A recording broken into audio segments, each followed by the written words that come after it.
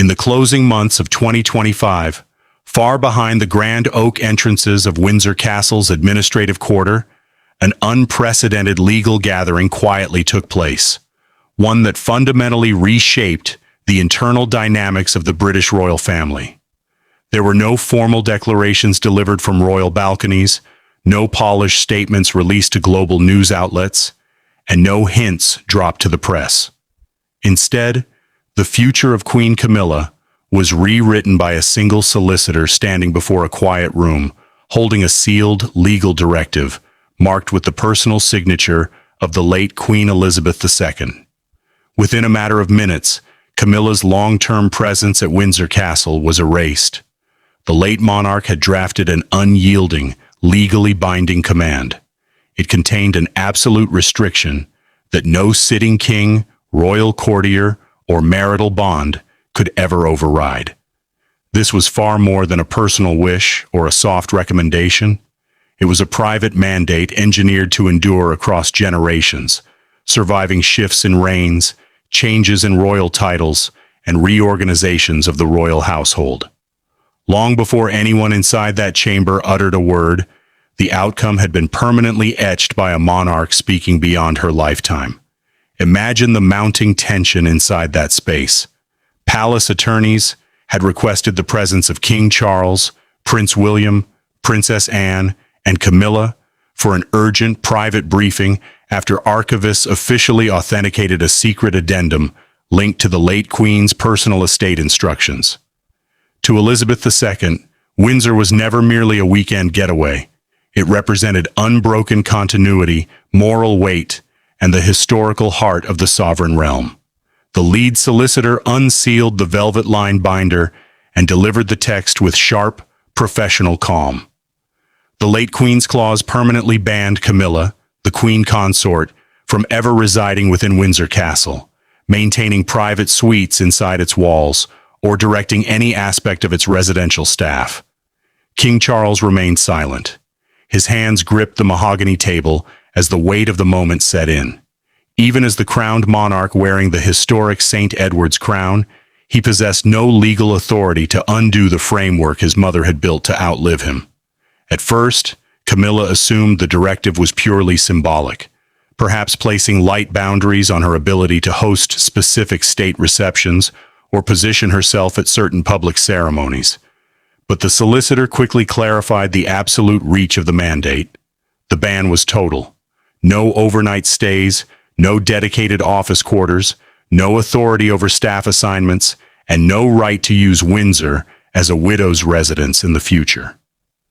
Queen Elizabeth had explicitly accounted for the possibility of Charles passing away before his wife, ensuring Camilla could never claim the castle as a dowager home. The color drained from her face as the full reality sunk in. This was not a temporary arrangement or a manageable compromise. It was an absolute permanent eviction from the structural core of the royal institution. Noticing a second sealed page attached to the bottom of the document, Princess Anne calmly inquired about its contents. The solicitor politely declined to read it until every individual in the room formally acknowledged the core restriction. Prince William sat perfectly still, though his brief glance toward his aunt made it clear he fully grasped the massive constitutional weight of the situation. Then came a sudden, dramatic moment that caught everyone off guard. Camilla reached into her handbag, pulled out her personal Windsor Castle security pass, and tossed it sharply onto the polished wood. The impact echoed across the quiet room. The solicitor calmly slid the card toward his files, noting that royal security details would deactivate her clearance protocols before the day ended. Visibly shaken, Camilla leaned forward and demanded to know why the late Queen had harbored such deep, lingering distrust toward her. Charles looked down, offering no defense. William turned toward his aunt. Behind the heavy silence lay a deeply sensitive domestic rift that the palace had spent years trying to conceal. The origin of this uncompromising clause did not begin in a legal office. It was born during the final chapter of Queen Elizabeth's life. Following the memorial service for Prince Philip, Camilla's administrative team began gradually extending its organizational reach. Requests were continuously routed to palace officials, seeking additional desk space, access to guest quarters, and broader authority over residential staff ahead of the inevitable royal transition. While Elizabeth II allowed standard operational cooperation, she drew a firm line around Windsor Castle. To the late Queen, Windsor was an active command center of the Crown. Even minor administrative shifts signaled an assumption that the next era had already arrived. The decisive breaking point came when Camilla privately instructed a senior manager to prepare the historic East Terrace suites for her own staff ahead of an upcoming gathering. The command was issued without the reigning queen's knowledge or consent. Those specific rooms held deep personal importance to Elizabeth II, having formed part of her private quarters for decades. Reassigning them was not a matter of space. It was an attempt to exercise control over Windsor before the crown had officially passed. Uncertain and unsettled, the manager approached Queen Elizabeth later that evening, asking if she truly intended to hand over her personal quarters while still on the throne. The monarch grasped the deeper meaning immediately. She summoned Camilla to a private room and asked who had authorized the change. Camilla explained that she was simply preparing for a seamless institutional transition. But Elizabeth heard something far different in the explanation. She heard an assertion of ownership over a domain that had never been granted. The Queen picked up the proposed room layout, folded it once without examining it further, tucked it beneath a heavy silver paperweight, and delivered a chilling final sentence. "These rooms are not waiting for you." That very evening, Queen Elizabeth asked Princess Anne to join her and dictated the primary framework of the Windsor restriction.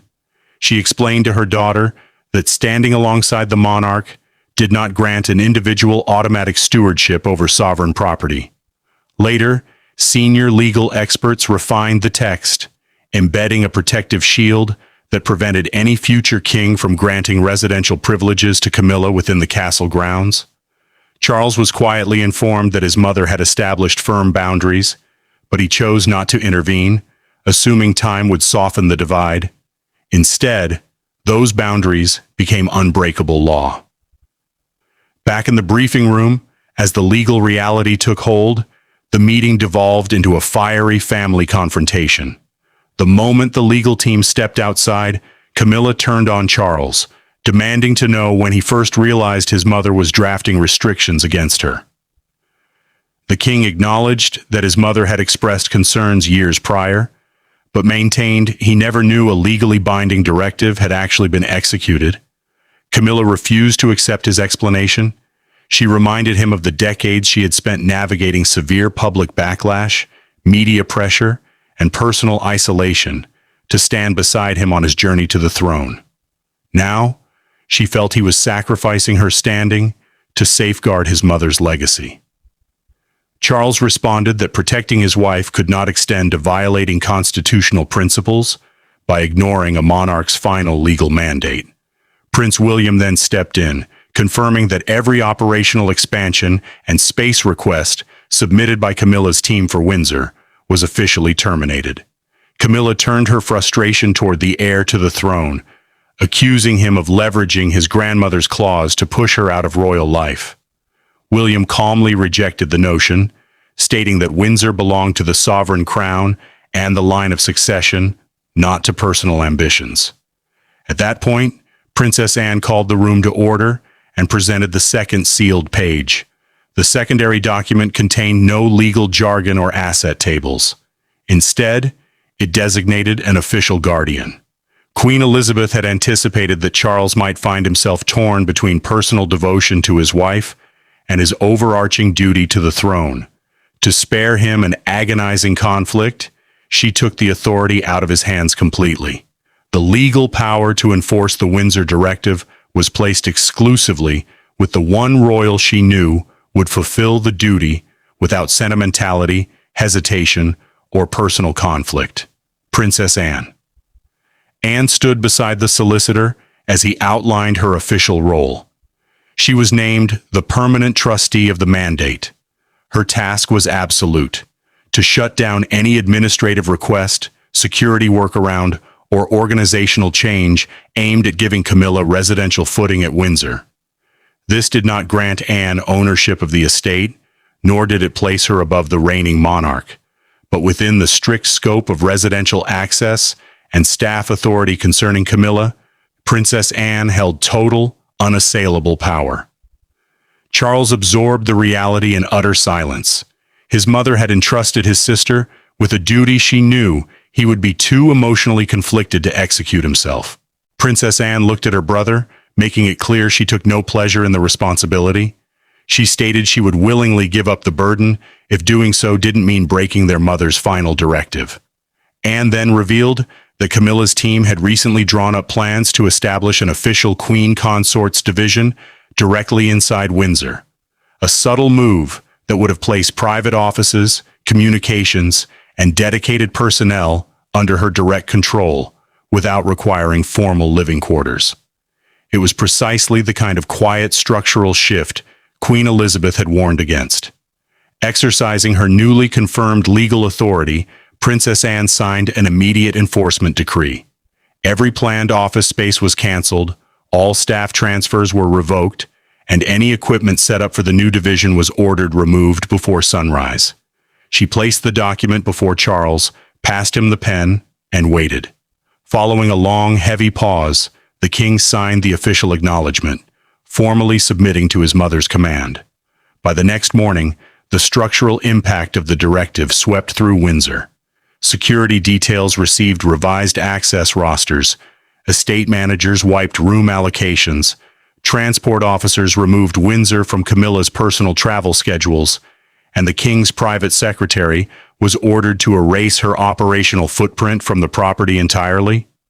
Camilla walked into the workspace previously set aside for her incoming team, only to find it completely cleared out. The desks were stripped, the phones were disconnected, and her personal belongings were packed into cardboard boxes by the door.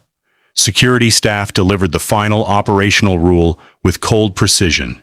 Even during major state functions, the Queen Consort would be required to leave the castle grounds immediately after public events concluded, unless Princess Anne issued formal written clearance for an extension. She could enter Windsor to serve the crown, but she could not remain as family. Attempting to find a middle ground, Charles privately asked legal advisors if an apartment could be arranged under a different household label, perhaps as an extension of his own private suite. The lawyers noted that Queen Elizabeth's legal team had already closed that specific loophole. The clause explicitly banned any renamed suites, secondary quarters, or special sovereign warrants intended to bypass the residential ban. Recognizing that the battle was over, Camilla surrendered her remaining castle keys to the security team. As she walked toward her vehicle, she left behind decades of careful positioning. Before her car reached the main gates, Prince William requested a brief private conversation with Camilla. Away from legal teams and palace aides, the two met in a quiet room near Windsor's private chapel. William did not enter as an heir asserting authority over a defeated consort. He approached her as a son who recognized the immense weight of royal history. He pointed out that allowing a public conflict to unfold would harm the king and transform his grandmother's protective mandate into an ugly public feud. William offered a quiet resolution. Camilla would retain her full public status, formal title, and an independently funded household elsewhere. In exchange, she would drop any legal efforts to challenge the Windsor directive and allow the castle's governance to remain strictly within the direct line of succession. Camilla accepted the agreement. She promised not to contest the restrictions, provided the palace did not frame her exit as a formal disciplinary measure. When details of the document eventually leaked to the press the following day, the global reaction was immediate. Media outlets worldwide reported on the unprecedented instruction left behind by Elizabeth II. Palace officials released a carefully drafted statement confirming that a binding private residential directive had been executed and that the King, the Prince of Wales, the Princess Royal, and the Queen Consort were fully aligned with its terms. The statement was phrased calmly, but its internal impact was absolute. Camilla remained queen consort, continuing her public duties alongside the king, but Windsor Castle was permanently closed to her as a home. The ultimate test of the agreement came weeks later, when Camilla returned to Windsor for an official memorial ceremony. She arrived through the public ceremonial entrance, strictly as an invited guest. She stood beside Charles during the service, maintaining complete composure in front of the assembled press.